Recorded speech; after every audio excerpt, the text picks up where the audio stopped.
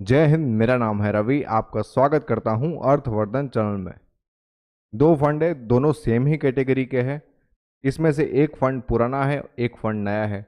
जो पुराना वाला फंड है उसका एनएवी है 150 रुपीज़ का, और जो नया वाला फंड है उसका एनएवी है 15 रुपये का। लेकिन दोनों फंड की कैटेगरी सेम है, मतलब दोनों फंड एक ही टाइप के हैं। मतलब समझ लो कि आपको कि ये दोनों फंड निफ्टी 50 के ही हैं, लेकिन एनएवी के अंदर फर्क है।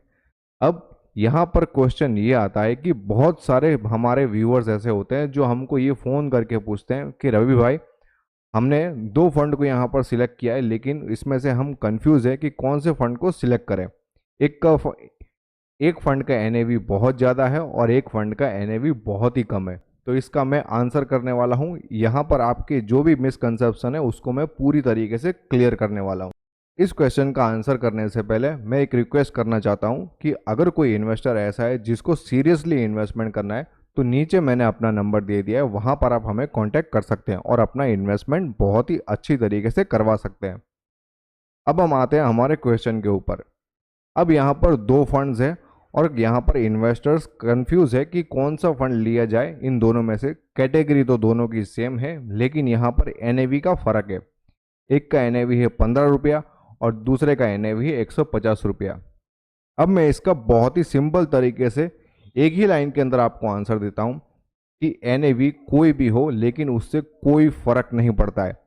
अब यहाँ पर क्या हो रहा है कि बहुत जगह पर ये मिसकंसेप्शन चलाया जा रहा है कि जिसका एनएवी कम हो वो आगे आने वाले समय के अंदर अच्छा ग्रो कर सकता है, और जिसका एनएवी ज़्यादा है मतलब वो ऑलरेडी ग्रो कर चुका है।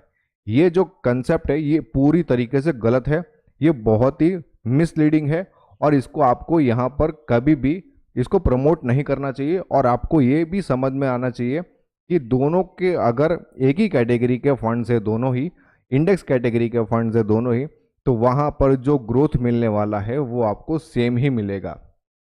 अब इसके पीछे का जो लॉजिकल रीज़न है वो मैं आपको बताता हूँ। कोई एक फंड है, समझ लो कि निफ्टी 50 का फंड है, वो 10 साल पुराना है और उसका एनएवी हो चुका है 150 रुपये।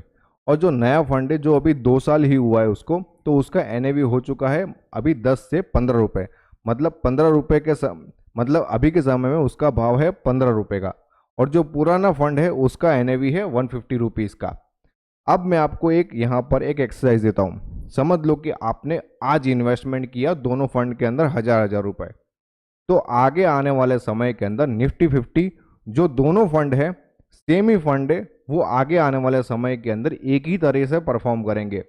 पॉइंट ए से पॉइंट बी के अंदर अगर हमें 5% रिटर्न मिल रहा है, तो वहाँ पर जिसका एनएवी का भाव 15 रुपये है उसमें भी 5% ही रिटर्न मिलेगा, और जिसका एनएवी का भाव 150 रुपये है तो उसको भी, उसके अंदर भी हमें वहाँ पर 5% ही मिलने वाला है। ये एक मिसकंसेप्शन फैलाया जा रहा है जिससे आपको अवेयर रहना चाहिए।